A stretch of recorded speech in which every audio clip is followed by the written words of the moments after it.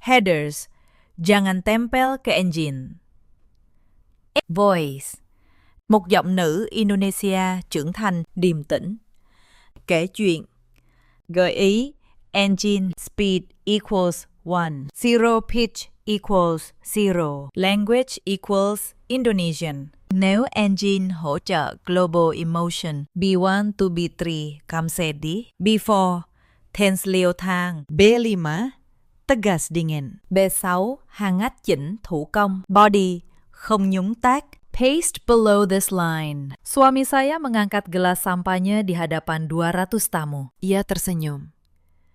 Lalu berkata bahwa semua kesuksesan ini berkat satu perempuan. Semua mata menoleh ke arah saya. Tetapi nama yang ia sebut bukan nama saya. Nama yang ia sebut adalah nama sahabat saya sendiri. Saya tetap berdiri. Saya tetap tersenyum. Karena di tas tangan saya sudah ada satu map coklat yang akan mengubah malam itu selamanya. Halo, sahabat cerita. Selamat datang kembali di kanal ini. Sebelum kita mulai, tekan tombol berlangganan dan nyalakan lonceng notifikasi. Karena kisah malam ini akan mengajarkan satu hal, bahwa orang yang paling tenang di ruangan seringkali adalah orang yang paling berbahaya. Nama saya Larasati. Usia saya 34 tahun. Saya bekerja sebagai perencana keuangan di sebuah firma di kawasan Sudirman. Sudah 10 tahun saya menekuni profesi ini. Pekerjaan saya sederhana, tetapi menuntut. Saya membaca angka, saya membaca pola, dan saya membaca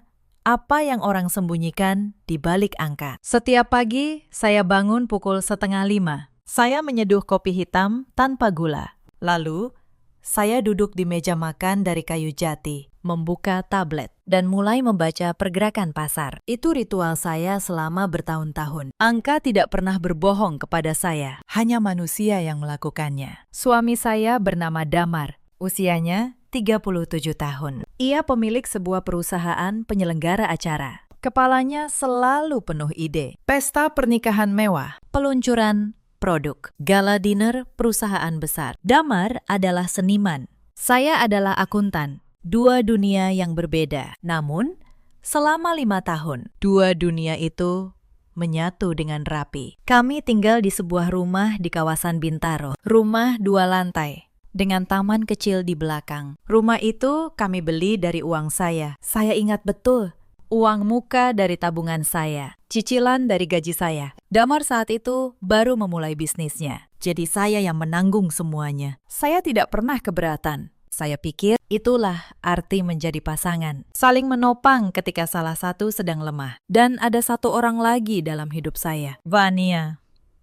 Sahabat saya sejak bangku kuliah. 15 tahun kami berteman. Ia seperti saudara perempuan yang tidak pernah saya miliki. Ibu saya bahkan menganggapnya anak sendiri setiap lebaran. Vania selalu datang ke rumah ibu saya, duduk di dapur, membantu membuat nastar. Tertawa seolah ia bagian dari keluarga. Vania tahu segalanya tentang saya. Ia tahu kata sandi ponsel saya. Ia tahu nomor rekening saya. Ia tahu mimpi-mimpi saya. Saya percaya kepadanya sepenuhnya. Itu kesalahan terbesar dalam hidup saya. 3 tahun lalu, bisnis Damar mulai goyah. Sebuah proyek besar gagal. Klien membatalkan kontrak. Damar pulang ke rumah dengan wajah pucat. Ia bilang ia membutuhkan modal untuk bertahan. Saya tidak ragu. Saya mencairkan sebagian deposito saya, 500 juta rupiah. Saya berikan kepadanya tanpa surat, tanpa perjanjian. Karena ia suami saya. Karena saya percaya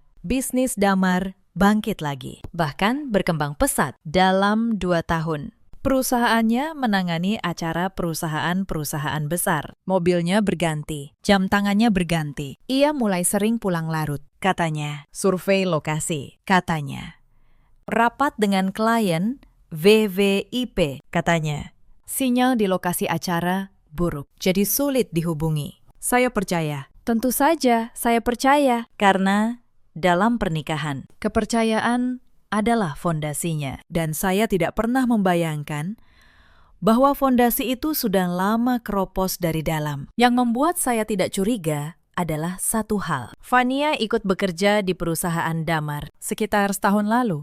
Fania kehilangan pekerjaannya. Saya yang mengusulkan kepada Damar untuk merekrutnya. Saya pikir itu solusi sempurna. Sahabat saya dapat pekerjaan. Suami saya dapat tenaga andal. Saya bahkan bangga pada diri saya sendiri. Fania menjadi manajer proyek di perusahaan Damar. Mereka sering pergi bersama untuk survei, pulang larut bersama. Dan saya, dengan bodohnya, justru merasa lega. Setidaknya Damar ditemani orang yang saya percaya. Setidaknya ada Fania yang menjaganya. Saya tidak tahu. Saat itu, saya benar-benar tidak tahu. Awalnya hanya firasat kecil. Sesuatu yang sulit dijelaskan. Suatu malam, Damar tertidur di sofa dengan ponsel di dadanya. Ponsel itu bergetar. Sebuah pesan masuk. Saya tidak berniat melihat, tetapi mata saya menangkap satu kata di layar. Sebuah panggilan sayang, bukan nama klien, bukan nama rekan kerja. Saya berdiri di sana cukup lama. Lalu saya berkata pada diri saya sendiri, mungkin itu hanya kebiasaan bicara anak muda zaman sekarang. Saya menutupinya dengan logika, karena saya tidak ingin percaya pada apa yang baru saja saya lihat. Tetapi firasat tidak bekerja seperti itu. Sekali ia tumbuh, ia tidak bisa dicabut. Ia hanya menunggu bukti. Bukti pertama datang dari hal kecil, tagihan kartu kredit. Karena saya perencana keuangan. Saya memeriksa semua keuangan rumah tangga kami. Suatu sore, saya membuka tagihan kartu kredit bersama kami. Ada transaksi yang asing, sebuah restoran mahal di kawasan Kemang. Tanggalnya, malam, ketika Damar bilang ia rapat di luar kota. Saya catat, saya tidak bertanya. Saya hanya mencatat. Lalu ada lagi, sebuah toko perhiasan, 17 juta rupiah. Damar tidak pernah memberi saya perhiasan baru selama setahun terakhir. Lalu untuk siapa perhiasan itu? Saya catat lagi. Diam-diam, sahabat cerita. Ini yang perlu kalian pahami tentang saya. Ketika orang lain disakiti, mereka menangis, mereka berteriak, mereka melabrak. Tetapi saya berbeda. Profesi saya mengajarkan saya satu hal. Sebelum kau menyimpulkan, kumpulkan datanya dulu. Sebelum kau menuduh, kumpulkan buktinya dulu, karena tuduhan tanpa bukti hanya akan membuatmu terlihat gila. Tetapi, bukti yang lengkap bisa menjatuhkan siapapun. Maka, saya mulai. Diam-diam, tenang, dan teliti.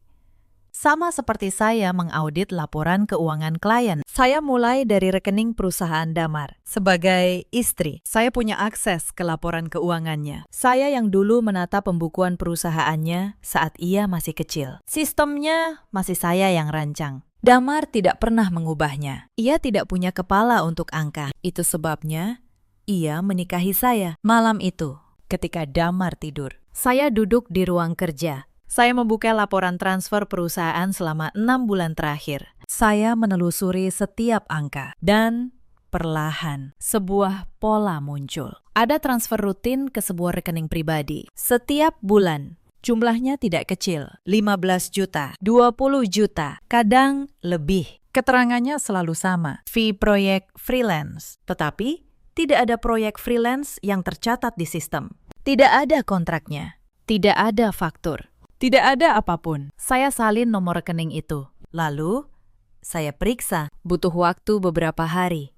Tetapi akhirnya saya tahu, rekening itu milik siapa? Rekening itu milik Fania. Tangan saya dingin malam itu. Bukan karena terkejut, tetapi karena sebuah teka-teki yang selama ini berserakan. Tiba-tiba menyatu menjadi gambar yang utuh. Survei lokasi. Sinyal buruk. Pulang larut. Restoran di Kemang, perhiasan 17 juta, transfer bulanan ke rekening sahabat saya. Semua kepingan itu kini membentuk satu wajah. Wajah pengkhianatan. Tetapi saya belum berhenti, karena saya tahu di pengadilan sebuah pola transfer tidak cukup. Saya butuh bukti yang tidak bisa dibantah. Bukti yang membuat mereka tidak bisa berkilah. Bukti hitam di atas putih. Maka, saya melanjutkan. Saya mulai memperhatikan jadwal Damar. Bukan dengan curiga di wajah. Saya tetap menyiapkan sarapannya. Saya tetap mencium pipinya saat ia berangkat. Saya tetap menyiriminya pesan. Hati-hati di jalan. Saya menjadi istri yang lebih perhatian dari sebelumnya. Karena saya tahu, orang yang merasa aman adalah orang yang paling ceroboh. Dan Damar memang menjadi ceroboh. Suatu hari, ia bilang akan pergi ke Bandung untuk survei venue sebuah pernikahan. 3 hari. Ia berkemas dengan riang. Terlalu riang untuk sebuah perjalanan kerja. Saya mengantarnya sampai pintu, melambai, lalu menutup pintu dengan tenang. 5 menit kemudian, saya membuka aplikasi di ponsel saya. Sebuah aplikasi pelacak lokasi yang dulu kami pasang berdua. Untuk berjaga-jaga jika salah satu dari kami tersesat. Damar lupa bahwa aplikasi itu masih aktif. Atau mungkin ia tidak peduli karena ia merasa terlalu aman. Titik lokasinya tidak bergerak ke Bandung. Titik itu berhenti di sebuah hotel di kawasan Kuningan. Hanya 20 menit dari rumah kami. Saya menatap titik itu di layar selama beberapa menit. Lalu, saya menutup aplikasinya. Saya tidak pergi ke sana. Saya tidak menggerebek. Saya tidak membuat keributan. Karena keributan hanya akan memberitahu mereka bahwa saya sudah tahu. Dan saya belum mau mereka tahu. Yang saya lakukan justru lebih dingin. Saya membuka laptop, saya membuka berkas keuangan kami, dan saya mulai menyusun sesuatu yang sudah lama saya pelajari, tetapi tidak pernah saya bayangkan akan saya gunakan untuk menyelamatkan diri saya sendiri. Saya mulai memetakan harta kami, semuanya. Rumah di Bintaro, atas nama saya. Deposito, atas nama saya. Mobil, 1, atas nama saya. 1, atas nama Damar. Modal 500 juta yang saya berikan. Tidak ada suratnya. Saham perusahaan Damar yang sebenarnya tumbuh dari uang saya. Saya mencatat semuanya. Sampai rupiah terakhir. Lalu, malam itu, saya tidak tidur sama sekali. Keesokan paginya, saya mengambil cuti dari kantor. Tetapi saya tidak diam di rumah. Saya pergi menemui seseorang teman lama dari masa kuliah, yang kini menjadi pengacara spesialis hukum keluarga. Namanya Pak Reza. Saya menceritakan semuanya kepadanya. Dengan tenang, tanpa air mata, Pak Reza mendengarkan. Lalu, ia diam cukup lama. Kemudian ia berkata pelan, "Larasati, kamu tahu, kamu punya posisi yang sangat kuat, kan?" Saya bertanya, "Apa maksudnya?" Ia menjelaskan, "Rumah atas nama saya, deposito atas nama saya. Kontribusi finansial saya jauh lebih besar daripada suami saya selama pernikahan. Bahkan, modal awal bisnis suami saya berasal dari uang saya. Dalam hukum," kata Pak Reza, "kontribusi seperti itu sangat berarti. Ada jurisprudensi, putusan pengadilan tahun-tahun lalu, di mana istri yang berkontribusi jauh lebih besar mendapat bagian harta bersama yang lebih besar pula. 3/4 untuk istri, 1/4 untuk suami." Saya mendengarkan setiap kata. Dan untuk pertama kalinya sejak malam itu, saya merasa tanah di bawah kaki saya kembali kokoh. Tetapi Pak Reza menambahkan satu hal. "Tapi kamu butuh bukti perselingkuhan yang kuat. Bukan untuk balas dendam, tapi untuk posisi tawar, supaya dia tidak berani melawan pembagian itu. Bukti. Lagi-lagi, bukti. Dan saya tahu persis di mana saya akan mendapatkannya." Saya pulang dengan rencana yang sudah utuh di kepala saya. Sambil mengemudi, saya menyusun langkah-langkahnya, satu persatu, seperti menyusun laporan audit. Pertama, kumpulkan bukti finansial. Sudah ada di tangan saya. Kedua, kumpulkan bukti perselingkuhan. Sedang berjalan. Ketiga, amankan aset. Belum saya mulai. Keempat, baru bertindak. Tidak ada emosi dalam rencana itu, hanya logika. Karena saya tahu, emosi adalah racun bagi keadilan. Orang yang marah akan bertindak gegabah, dan orang yang gegabah akan kalah. Saya tidak berniat kalah. Malam itu Damar mengirim pesan dari Bandung. Foto sebuah venue pernikahan. Ia bilang, "Survei berjalan lancar. Rindu kamu."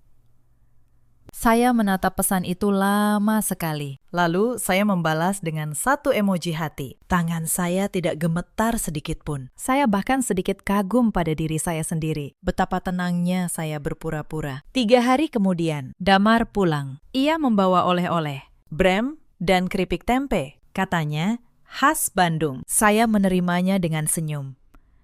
Saya tahu betul oleh-oleh itu bukan dari Bandung, tetapi saya berterima kasih dengan manis. Saya bahkan memasak makan malam kesukaannya malam itu. Ikan goreng, sayur asem, sambal terasi, Damar makan dengan lahap. Ia bercerita tentang venue yang katanya luar biasa. Tentang klien yang katanya sulit. Saya mengangguk di setiap kalimat bohongnya. Saya bertanya di tempat yang tepat. Saya tertawa di tempat yang tepat. Aktris terbaik di dunia pun mungkin kalah dari saya malam itu. Karena saat ia bercerita tentang Bandung, di kepala saya hanya ada satu titik lokasi. Sebuah hotel di Kuningan. 20 menit dari rumah kami. Setelah makan malam. Saat Damar mandi, saya mengambil ponselnya. Ia tidak pernah mengganti kata sandinya. Tanggal pernikahan kami. Ironis sekali. Ia menyimpan tanggal pernikahan kami sebagai kunci untuk menyembunyikan pengkhianatannya. Saya tidak punya banyak waktu. Saya tahu persis apa yang saya cari. Saya membuka aplikasi pesan. Dan di sana, di urutan paling atas, sebuah percakapan yang disematkan tanpa nama, hanya sebuah emoji. Saya tidak membaca semuanya. Saya tidak punya waktu dan saya tidak sanggup. Tetapi saya melakukan sesuatu yang lebih baik. Saya menyalin sebagian pesan ke ponsel saya. Saya memotret beberapa layar, foto-foto, rencana akhir pekan, dan satu kalimat yang membuat dada saya membeku. Sebuah kalimat dari Damar kepada Fania. Sabar ya sayang, sebentar lagi aku urus surat cerai. Setelah itu, kita bisa bersama tanpa sembunyi-sembunyi. Surat cerai. Jadi ia berencana menceraikan saya. Dan ia sudah merencanakannya jauh sebelum saya tahu apa-apa. Sementara saya menyiapkan sarapannya setiap pagi. Ia sedang merancang cara membuang saya. Air dari kamar mandi berhenti. Saya meletakkan ponsel Damar persis di tempat semula. Saya kembali ke dapur, mencuci piring. Seolah tidak terjadi apa-apa. Ketika Damar keluar, ia mencium kepala saya dan bilang, "Masakanmu yang terbaik." Saya tersenyum dan berkata, "Makan yang banyak." Malam itu, saya berbaring di samping pria yang berencana membuang saya. Saya menatap langit-langit kamar dalam gelap. Air mata tidak keluar. Rasa sakit yang saya rasakan terlalu dalam untuk menjadi tangisan. Yang ada hanyalah satu keputusan yang semakin mengeras di dalam dada saya. Mereka pikir saya bodoh. Mereka pikir saya tidak akan pernah tahu. Mereka akan segera tahu siapa sebenarnya yang mereka permainkan. Esok paginya, saya memulai tahap ketiga dari rencana saya, mengamankan aset. Tetapi sebelum itu, ada satu hari yang ingin saya ceritakan. Hari ulang tahun pernikahan kami yang kelima. Saya sengaja tidak mengingatkan Damar. Saya ingin tahu, apakah ia masih ingat? Sepanjang hari, ia tidak mengucapkan apapun. Tidak ada bunga, tidak ada pesan, tidak ada apapun. Malam itu, ia pulang larut dengan alasan acara yang katanya molor. Saya sudah menyiapkan meja makan, 2 piring, 2 gelas, lilin kecil di tengah. Saya duduk menunggunya sampai pukul 11 malam. Lilinnya hampir habis. Ketika ia masuk, ia terkejut melihat meja itu. Untuk sesaat, saya melihat sesuatu di matanya. Bukan rasa bersalah karena lupa hari pernikahan, tetapi rasa terganggu karena saya mengharapkan sesuatu darinya. Ia bertanya, "Ada acara apa?" Saya menjawab pelan, "Hari ini ulang tahun pernikahan kita, Mas, yang kelima." Ia terdiam. Lalu ia berkata, "Maaf, ia lupa. Ia terlalu sibuk dengan acara besar. Ia berjanji akan menggantinya akhir pekan." Saya tersenyum dan bilang, "Tidak apa-apa." Tetapi di dalam hati saya, sesuatu yang masih tersisa pada malam itu. Karena saya tahu kemana ingatannya pergi. Saya tahu untuk siapa ia menyimpan perhatiannya. Lilin di meja itu padam dengan sendirinya, sama seperti sesuatu di dalam dada saya. Saya meniup sisa lilinnya. Saya membereskan 2 piring yang tidak tersentuh. Dan saya berkata pada diri saya sendiri dengan tenang, "Cukup sudah menunggu pria yang lupa jalan pulang. Mulai besok, saya hanya akan menunggu satu hal, waktu yang tepat." Maka, esok paginya, saya pergi ke bank. Deposito atas nama saya. Saya pindahkan ke rekening yang hanya saya yang tahu. Bukan mencuri, itu memang uang saya. Saya hanya memastikan ketika badai datang, uang itu tidak bisa disentuh siapapun. Lalu saya menghubungi Pak Reza lagi. Saya bilang, "Saya ingin membuat perjanjian pemisahan harta." Pak Reza sedikit terkejut. Ia bertanya, apakah saya yakin ingin melakukannya sekarang sebelum perceraian? Saya bilang, ya, justru sekarang. Karena saya tahu sesuatu yang Damar tidak tahu. Saya tahu, jika saya menunggu sampai ia yang mengajukan cerai, Ia bisa lebih dulu mengamankan posisinya. tetapi jika saya yang bergerak lebih dulu dengan bukti di tangan, dengan aset yang sudah aman, dengan hukum di pihak saya, maka sayalah yang memegang kendali. Pak Reza mulai menyiapkan dokumen, akta pemisahan harta, daftar lengkap aset, lengkap dengan bukti kontribusi saya, rekening koran, bukti cicilan rumah, bukti transfer modal 500 juta, dan sebagai pelengkap, berkas bukti perselingkuhan yang sudah saya kumpulkan, tersimpan rapi dalam sebuah map coklat. Selama proses itu, di rumah, saya tetap menjadi istri yang sempurna. Saya menyetrika kemeja Damar. Saya menyiapkan kopinya. Saya mendengarkan ceritanya tentang proyek-proyek yang katanya melelahkan. Saya bahkan suatu malam mengusulkan untuk merencanakan liburan bersama Bali akhir tahun. Damar setuju dengan antusias. Ia bahkan memeluk saya dan bilang, "Kamu istri terbaik." Saya membalas pelukannya, dan di balik punggungnya, mata saya menatap kosong ke dinding. Liburan itu tidak akan pernah terjadi.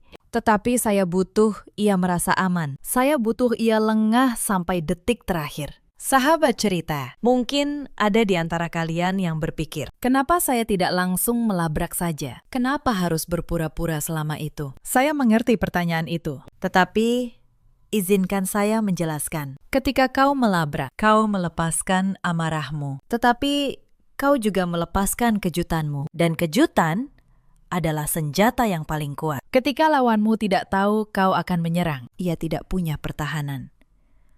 Saya tidak ingin sekadar marah. Saya ingin menang. Dan untuk menang, saya harus diam sampai semua bidak berada di tempatnya. Maka saya diam. Saya menunggu. Saya membiarkan mereka merasa aman. Sementara itu, perselingkuhan mereka semakin berani. Damar mulai sering menginap di luar dengan alasan acara berlangsung sampai dini hari. Fania mulai sering datang ke rumah, pura-pura mengunjungi saya. Padahal saya tahu ia datang untuk menikmati kemenangannya secara diam-diam. Duduk di ruang tamu saya, minum dari cangkir saya, tersenyum di hadapan saya, sambil tidur dengan suami saya. Suatu sore, Fania datang membawa kue. Ia bilang, "Kangen ngobrol sama kamu, Las.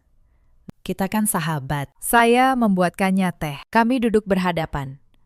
Ia bercerita tentang pekerjaannya di perusahaan Damar, tentang betapa sibuknya mereka, tentang proyek-proyek besar yang katanya luar biasa. Saya mendengarkan sambil tersenyum. Lalu, saya bertanya dengan nada paling polos yang saya bisa. "Van, kamu sudah dekat sama seseorang belum? Aku pengen lihat kamu bahagia." Fania tertawa. Ia bilang, "Belum. Masih sibuk kerja." Lalu ia menambahkan, "Lagian, susah cari laki-laki sebaik suami kamu, Las. Kamu beruntung banget punya Damar." Saya menatap matanya. Saya tersenyum lebar dan saya berkata, "Iya, Van. Aku memang beruntung." Di dalam dada saya, sesuatu mengeras menjadi batu. Tetapi wajah saya tetap hangat karena saya tahu sebentar lagi senyum di wajah Fania itu akan berubah menjadi sesuatu yang sangat berbeda. Setelah Fania pulang, saya mencuci 2 cangkir teh itu. Saya menatap air yang mengalir cukup lama. Lalu, saya berkata pada diri sendiri dengan tenang, 15 tahun persahabatan, dan ia membuangnya untuk uang, dan seorang pria yang bahkan tidak setia kepada istrinya. Kalau itu pilihannya, maka saya akan memberinya konsekuensi dari pilihannya. Beberapa hari kemudian, Fania melakukan sesuatu yang bahkan saya tidak sangka. Ia datang ke rumah, kali ini dengan wajah sedih. Ia bilang, ibunya sakit, butuh biaya rumah sakit, dan ia kekurangan uang. Ia meminjam kepada saya 20 juta rupiah. Saya menatapnya cukup lama. Di kepala saya, satu pikiran melintas. Perempuan ini menerima belasan juta rupiah setiap bulan dari suami saya, hasil kerja keras saya. Dan sekarang, ia duduk di ruang tamu saya, meminjam uang dari saya lagi. dengan air mata buaya di wajahnya. Untuk sesaat,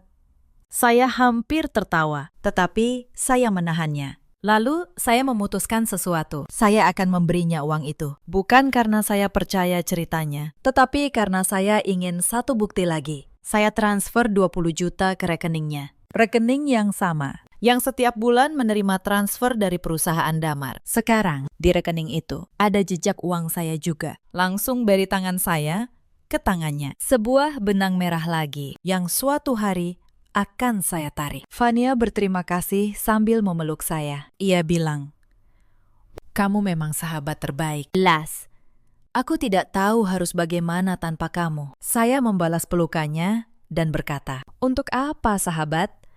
Kalau bukan untuk saling membantu." Di balik punggungnya, mata saya kembali menatap kosong. "Bukti," kataku dalam hati. "Satu lagi bukti." Setelah ia pulang, saya menelpon Pak Reza. Saya ceritakan soal pinjaman itu. Pak Reza terdiam sejenak, lalu berkata pelan, "Larasati, kamu ini perencana keuangan atau pemburu sih?"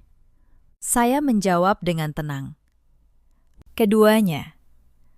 Pakistan, hanya saja yang saya buru kali ini adalah keadilan untuk diri saya sendiri. Minggu berikutnya, ada satu peristiwa yang nyaris membuat saya kehilangan kendali. Saya sedang mengantar dokumen ke kantor Damar untuk sebuah keperluan pajak. Saya tidak memberitahu sebelumnya, karena memang dadakan. Ketika saya tiba di lantai kantornya, resepsionis sedang tidak ada. Saya berjalan menuju ruangan Damar. Pintunya tidak tertutup rapat, dan dari celah pintu, saya melihatnya. Damar dan Fania berdiri dekat sekali. Damar memperbaiki rambut Fania dengan gerakan yang terlalu lembut untuk seorang bos kepada karyawannya. Fania tertawa kecil, menyandarkan kepalanya sebentar ke bahu Damar. Saya berdiri membeku di koridor. Untuk 1 detik, seluruh rencana saya hampir runtuh oleh satu dorongan untuk mendobrak pintu itu, untuk berteriak, untuk menampar kedua wajah itu. Tetapi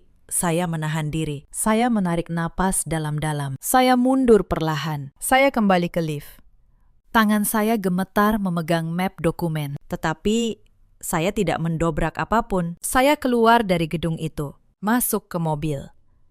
Dan baru di sana, saya membiarkan tangan saya gemetar sepuasnya. Lalu, saya menelpon Pak Reza. Suara saya bergetar, tetapi tegas. "Pak Reza, percepat dokumennya. Saya sudah siap." Malam itu, Damar pulang seperti biasa. Ia bercerita tentang harinya yang melelahkan di kantor. Saya mendengarkan. Saya bahkan menanggapi.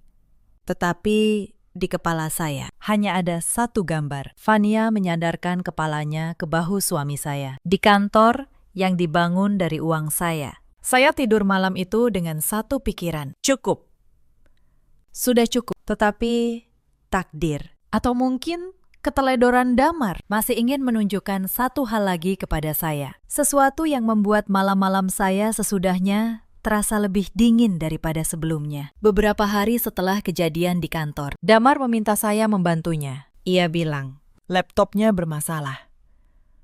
File-file penting acaranya tidak bisa dibuka, dan ia tahu saya pandai soal komputer. Ia memang tidak pernah mengerti teknologi. Ia menyerahkan laptopnya kepada saya dengan santai. Begitu santai, sampai ia lupa apa saja yang tersimpan di dalamnya. Saya membuka laptop itu malam hari, saat Damar sudah tidur. Saya memperbaiki file yang rusak. Itu pekerjaan sederhana, tetapi saat saya menutup program, sebuah folder terbuka secara tidak sengaja. Folder dengan nama yang tidak biasa, hanya sebuah tanggal. Saya tahu, seharusnya saya tidak membukanya. Tetapi tangan saya bergerak lebih dulu daripada akal sehat saya. Saya membukanya. Di dalamnya ada foto-foto dan satu video. Foto-foto itu memperlihatkan Damar dan Fania di sebuah pantai, di sebuah restoran dengan lilin, di sebuah kamar hotel dengan pemandangan kota, tertawa, berpelukan, seperti sepasang kekasih yang sedang merayakan sesuatu. Lalu, saya membuka videonya. Video itu diambil di sebuah restoran mewah. Fania duduk di sebuah meja, wajahnya berseri. Dan di hadapannya, Damar berlutut, dengan sebuah kotak kecil di tangannya, sebuah cincin. Ia melamar Fania. Di latar belakang ada balon, Ada bunga. Ada alunan musik. Sebuah lamaran yang mewah, romantis, sempurna. Saya menatap layar itu tanpa berkedip. Saya tahu restoran itu. Saya tahu betul. Karena saya yang membayar tagihannya. Saya ingat tagihan kartu kredit yang asing itu. Sebuah restoran mahal di Kemang. Malam ketika ia bilang sedang rapat di luar kota. Jadi, inilah dia. Uang yang saya kira untuk modal bisnisnya. Uang yang saya transfer dengan penuh kepercayaan. Uang hasil kerja keras saya bertahun-tahun. Ternyata, sebagian dari uang itu digunakan untuk membiayai liburan romantis mereka. Dan untuk sebuah lamaran kepada perempuan yang saya anggap saudara, oleh pria yang masih menjadi suami saya. Air mata tidak keluar malam itu. Rasa sakit yang saya rasakan terlalu dalam untuk menjadi tangisan. Yang ada hanyalah kehampaan yang dingin dan amarah yang membara pelan dari dasar hati saya. Saya duduk di ruang kerja itu selama hampir 1 jam, tidak bergerak. Menatap layar laptop yang masih menampilkan gambar beku, wajah Fania yang berseri-seri, dan punggung Damar yang sedang berlutut. Gambar itu terpatri di benak saya, setiap detailnya jelas. Lalu, perlahan, kehampaan itu mulai terisi. Bukan dengan kesedihan, tetapi dengan sebuah keputusan. Sebuah ketegasan yang dingin dan terukur. Saya menyalin folder itu ke dalam perangkat penyimpanan saya. Setiap foto, video lamaran itu, semuanya. Lalu saya menutup laptop Damar, meletakkannya persis di tempat semula, dan kembali ke kamar. Saya berbaring di samping pria yang sudah melamar perempuan lain, sementara cincin kawin saya masih melingkar di jari saya. Mereka telah menganggap saya bodoh. Mereka telah mempermainkan kepercayaan dan kebaikan saya. Mereka akan membayar untuk itu. Bukan dengan kemarahan yang meledak, tetapi dengan keadilan yang sudah saya susun, lembar demi lembar, di dalam map coklat saya. Keesokan paginya, saya menyerahkan laptop itu kembali kepada Damar sambil tersenyum. Sudah aku perbaiki, Mas. Filenya aman semua. Damar berterima kasih, mencium kening saya, dan berkata, saya memang andalannya. Saya membalas, tentu saja, Mas. Apapun untukmu. Ia tidak tahu. Kalimat itu kini punya arti yang sangat berbeda. 3 minggu kemudian, semua dokumen selesai. Map coklat di tangan saya kini berisi segalanya. Akta pemisahan harta yang sudah disusun. Daftar aset lengkap dengan bukti kontribusi saya. Rekening koran perusahaan Damar yang menunjukkan transfer rutin ke rekening Fania. Tangkapan layar percakapan mereka. Dan 1 surat gugatan cerai yang tinggal saya ajukan kapanpun saya mau. Saya memegang kendali penuh dan mereka sama sekali tidak tahu. Hanya tinggal satu hal. Saya ingin memilih momen yang tepat karena saya tahu sebuah kebenaran yang diungkap di waktu yang tepat. Dampaknya 100 kali lebih besar. Dan momen itu datang dengan sendirinya. Suatu malam, Damar pulang dengan wajah berseri. Ia bilang, perusahaannya memenangkan penghargaan penyelenggara acara terbaik tahun ini dari sebuah asosiasi industri. Akan ada gala dinner besar untuk perayaannya. 200 tamu, klien-klien penting, rekan-rekan bisnis, bahkan beberapa media. Lalu ia memeluk saya dan berkata, Las, malam itu aku ingin kamu hadir. Kamu harus lihat suamimu naik panggung. Tanpa kamu, semua ini tidak akan ada. Saya menatap wajahnya. Wajah yang penuh kemenangan palsu. Lalu, saya tersenyum dan berkata, tentu, Mas, aku tidak akan melewatkannya untuk apapun. Dan saya bersungguh-sungguh. Saya benar-benar tidak akan melewatkannya. Tetapi bukan untuk alasan yang ia bayangkan. Karena saat itu, di dalam kepala saya, semuanya menjadi jelas. Itulah panggungnya. 200 tamu, klien penting, media, tempat di mana Damar paling ingin terlihat hebat, tempat di mana reputasinya adalah segalanya. Dan tempat itu akan menjadi tempat di mana semuanya runtuh. Selama 2 minggu menjelang acara, saya menyiapkan diri. Bukan hanya gaun, saya menyiapkan map coklat saya. Saya membuat salinan. Saya menyusun urutan. Saya berlatih dalam diam. Apa yang akan saya katakan? Tidak banyak. Hanya beberapa kalimat. Karena kebenaran tidak butuh banyak kata. Ia hanya butuh bukti. Saya juga melakukan satu hal lagi. Saya menghubungi ibu saya. Ibu yang selama ini menganggap Vania seperti anak sendiri. Saya tidak menceritakan semuanya lewat telepon. Saya hanya bilang, "Bu, malam Sabtu nanti ada acara penting. Tolong ibu datang. Ada sesuatu yang harus ibu lihat sendiri." Ibu saya bertanya, "Ada apa?" "Nak." Suara saya tenang ketika saya menjawab, "Nanti ibu akan mengerti."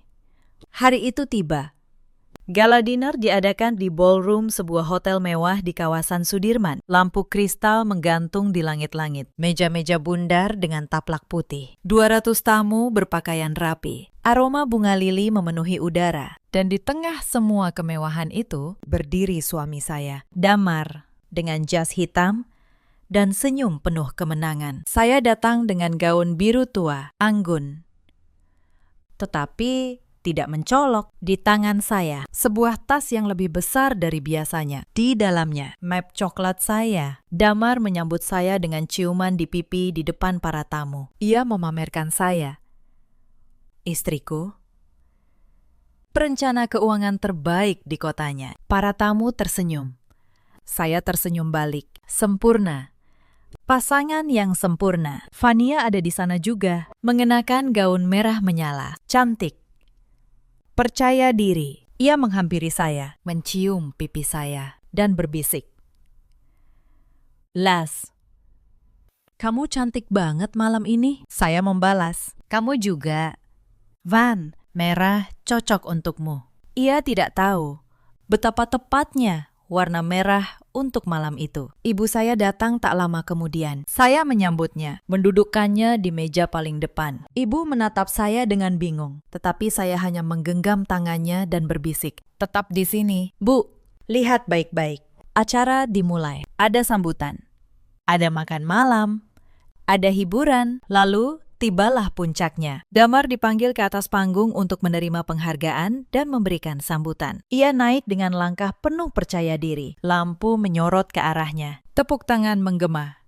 Ia memegang piala kristal itu tinggi-tinggi. Lalu, ia mulai bicara. Ia bercerita tentang perjuangannya, tentang masa-masa sulit, tentang bagaimana ia bangkit dari kegagalan. Para tamu mendengarkan dengan kagum. Lalu ia mengangkat gelas sampahnya, dan ia berkata, "Semua ini tidak mungkin terjadi tanpa satu orang yang selalu ada di sisinya. Satu orang yang percaya padanya ketika semua orang ragu." Semua mata menoleh ke arah saya. Senyum mulai mengembang di wajah para tamu. Mereka pikir ia akan menyebut nama istrinya. Tetapi Damar berkata, "Untuk Vania, manajer proyek terbaik dan sahabat yang luar biasa. Tanpamu, perusahaan ini tidak akan menjadi seperti sekarang." Hening sesaat. Lalu, tepuk tangan, meski sedikit canggung. Beberapa tamu melirik ke arah saya. Wajah saya tetap tenang. Vania, di mejanya, tersipu malu. Menundukkan kepala dengan senyum yang tidak bisa ia sembunyikan. Ibu saya menatap saya dengan wajah bingung dan terluka. Ia tahu ada yang salah. Seorang suami tidak mengangkat gelas untuk perempuan lain di depan istrinya, kecuali ada sesuatu. Saya berdiri. Perlahan, tenang, semua mata kembali tertuju pada saya. Mereka pikir saya akan memberikan sambutan istri yang penuh dukungan. Saya mengambil mikrofon dari pembawa acara yang kebetulan berdiri di dekat saya. Saya tersenyum kepada para tamu. "Terima kasih, Mas Damar, atas kata-katanya yang indah," kata saya. Suara saya jernih, mengalun ke seluruh ruangan. Dan terima kasih, Vania, sahabatku selama 15 tahun. Memang tanpa kalian berdua, malam ini tidak akan pernah ada. Saya berhenti sejenak. Ruangan hening menunggu. Karena itu, lanjut saya, izinkan saya memberi sedikit kejutan, sebuah hadiah kecil dari saya untuk kalian berdua. Saya berjalan menuju panggung. Tenang, setiap langkah terukur. Saya membuka tas saya dan mengeluarkan map coklat itu. Saya naik ke panggung, berdiri di samping Damar yang mulai tampak bingung. Senyumnya mulai memudar. "Mas," kata saya, dengan suara yang masih lembut, "kamu bilang aku selalu percaya padamu. Itu benar. Aku percaya padamu sepenuhnya. Bahkan ketika kamu bilang sedang survei lokasi di Bandung. Padahal kamu ada di sebuah hotel di Kuningan. Wajah Damar membeku. Saya membuka map itu. Saya mengeluarkan selembar kertas. Ini, kata saya sambil menunjukkannya ke arah hadirin. Meski terlalu jauh untuk dibaca. Adalah rekening koran perusahaan Mas Damar. Di sini tercatat transfer rutin setiap bulan ke sebuah rekening pribadi. 15 juta. 20 juta dengan keterangan fee proyek freelance. Tetapi anehnya, tidak ada satupun proyek freelance itu di sistem perusahaan. Yang ada hanya sebuah nama pemilik rekening. Saya menoleh ke arah Fania. Rekening atas nama Fania. Ruangan mulai berbisik. Fania berdiri dari kursinya. Wajahnya pucat pasi. Las, kamu ngomong apa? Katanya dengan suara bergetar. Saya tidak menjawabnya. Saya mengeluarkan lembar berikutnya. Dan ini, kata saya, adalah percakapan antara suami saya dan sahabat saya. Saya tidak membacakan isinya keras-keras. Saya tidak perlu. Saya hanya mengangkatnya, lalu membaca satu kalimat. Pelan, jelas. Sehingga setiap orang di ruangan itu mendengarnya. Sabar ya sayang.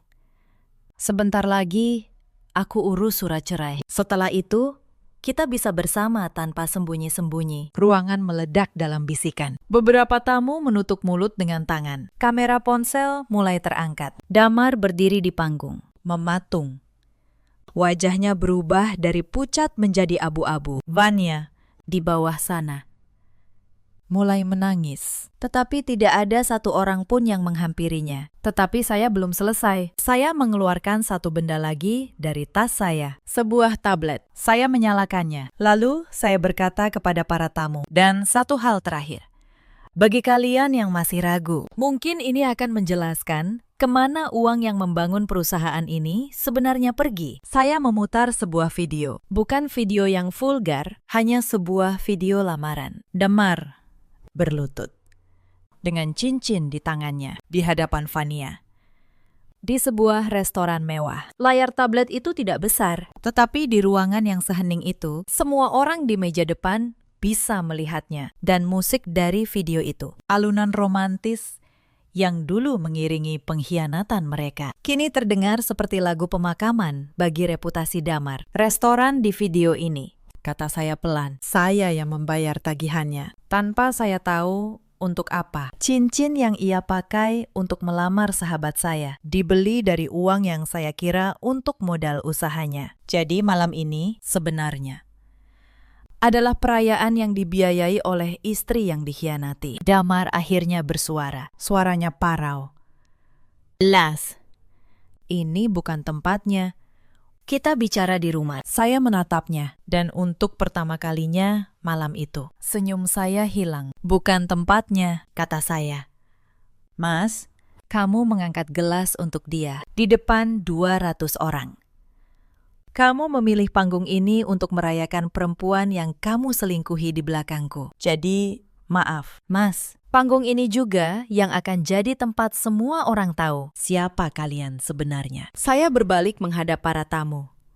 Saya minta maaf telah mengganggu perayaan ini. Tetapi saya rasa kalian semua berhak tahu bahwa kesuksesan yang dirayakan malam ini dibangun di atas uang saya dan di atas kebohongan kepada saya. Lalu saya menoleh ke arah ibu saya. Ibu duduk di kursinya dengan air mata mengalir. Bukan air mata sedih untuk saya, tetapi air mata seorang ibu yang baru sadar. Anak angkat yang ia sayangi selama bertahun-tahun telah mengkhianati putri kandungnya sendiri. Saya turun dari panggung.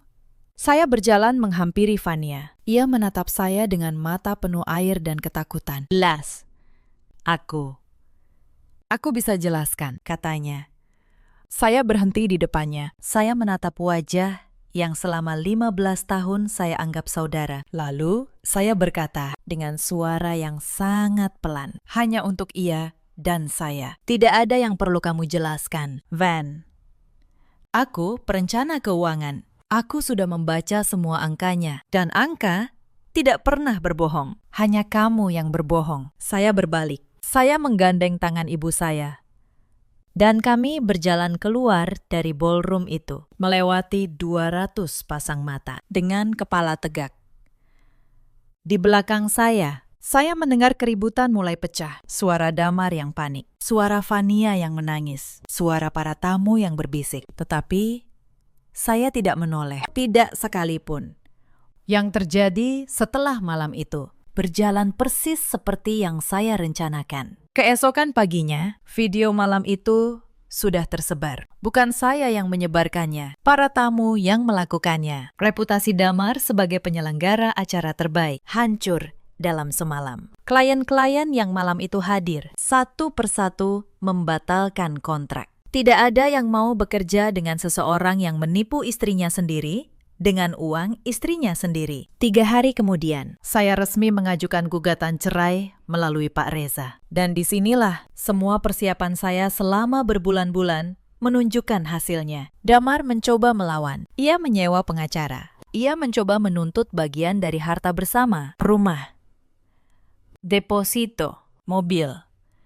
Ia pikir, sebagai suami, ia berhak atas separuhnya. Tetapi ia lupa siapa istri yang ia hadapi. Di persidangan, Pak Reza memaparkan semuanya. Rumah di Bintaro dibeli dari uang saya, atas nama saya. Deposito dari penghasilan saya. Modal 500 juta untuk bisnis Damar berasal dari saya. Seluruh kontribusi finansial selama 5 tahun pernikahan hampir sepenuhnya dari saya. Dan tentu saja, bukti perselingkuhan yang menjadi penyebab hancurnya pernikahan ini. Pak Reza mengajukan jurisprudensi itu. Putusan pengadilan, di mana istri yang berkontribusi jauh lebih besar berhak atas bagian harta bersama yang lebih besar pula. Hakim mempertimbangkan semuanya. Kontribusi saya, bukti-bukti, dan penyebab perceraian. Putusannya, harta bersama dibagi 3/4 untuk saya, 1/4 untuk Damar. Rumah tetap menjadi milik saya, karena memang atas nama saya dan dari uang saya.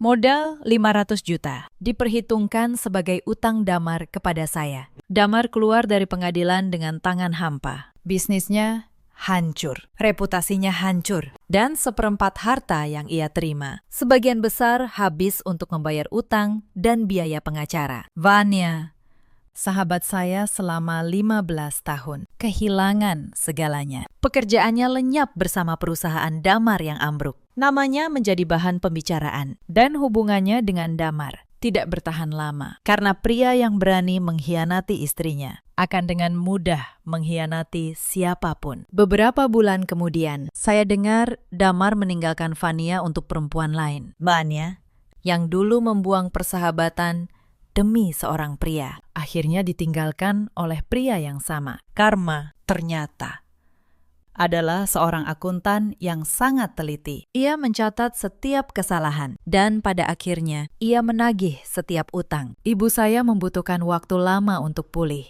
Ia merasa bersalah karena selama bertahun-tahun ia menyayangi Fania seperti anak sendiri. Saya memeluk ibu saya dan berkata, "Bukan salah ibu. Ibu mencintai dengan tulus. Yang salah adalah orang yang menyalahgunakan cinta itu." Sekarang, beberapa bulan setelah semuanya berakhir, saya berdiri di balkon rumah saya di Bintaro. Rumah yang tetap menjadi milik saya. Di tangan saya, secangkir kopi hitam tanpa gula. Di hadapan saya, sebuah tablet. Tetapi kali ini, layarnya tidak menampilkan grafik keuangan. Layarnya menampilkan rencana perjalanan. Tujuan saya, Jepang. Saya akan pergi sendirian. Perjalanan yang dulu saya impikan untuk dilakukan bersama suami saya, kini menjadi perjalanan untuk merayakan kebebasan saya. Rasa sakit dari pengkhianatan itu masih ada, seperti bekas luka yang samar. Tetapi ia tidak lagi terasa perih saat disentuh. Ia telah menjadi bagian dari cerita saya, sebuah pengingat akan kekuatan yang tidak pernah saya tahu saya miliki. Sahabat cerita, izinkan saya menutup kisah ini dengan beberapa hal yang saya pelajari. Cerita ini mengajarkan kita satu hal penting. Jangan pernah meremehkan ketenangan seseorang. Orang yang tidak langsung marah bukan berarti tidak terluka. Kadang, Ia hanya sedang mengumpulkan kekuatan. Dan jangan pernah menganggap kebaikan seseorang sebagai kelemahan. Karena kebaikan yang dikhianati bisa berubah menjadi keadilan yang sangat dingin. Di luar sana, ada banyak perempuan yang seperti saya dulu, yang menopang suami mereka di masa sulit, yang memberikan segalanya, uang, waktu, kepercayaan, lalu dikhianati oleh orang yang paling mereka cintai. Jika kalian salah satu dari mereka, ingatlah ini. Kebaikan kalian bukan kebodohan, tetapi mulai hari ini, lindungi diri kalian. Pahami hak kalian. Karena mencintai seseorang tidak berarti menyerahkan seluruh hidup kalian tanpa perlindungan. Di luar sana, ada juga banyak suami seperti Damar yang lupa bahwa kesuksesan mereka dibangun oleh pengorbanan pasangannya, yang mengira mereka bisa membuang istri yang setia dan tidak akan ada konsekuensinya. Kepada mereka, saya hanya ingin berkata, karma tidak pernah lupa. Dan di luar sana, ada pula sahabat-sahabat seperti Fania yang tersenyum di depanmu sambil menusukmu dari belakang. Untuk kalian semua, pilihlah teman bukan dari seberapa manis kata-katanya, tetapi dari seberapa setia ia ketika tidak ada yang melihat. Dalam hidup, kita selalu punya pilihan. Damar memilih mengkhianati. Fania memilih ketamakan. Dan saya memilih untuk bangkit dengan tenang, dengan martabat, dan dengan kebenaran sebagai senjata saya. Jika kisah ini menyentuh hati kalian, atau jika kalian punya cerita serupa, tuliskan di kolom komentar. Mari saling menguatkan. Terima kasih sudah menemani sampai akhir. Sampai jumpa di kisah berikutnya.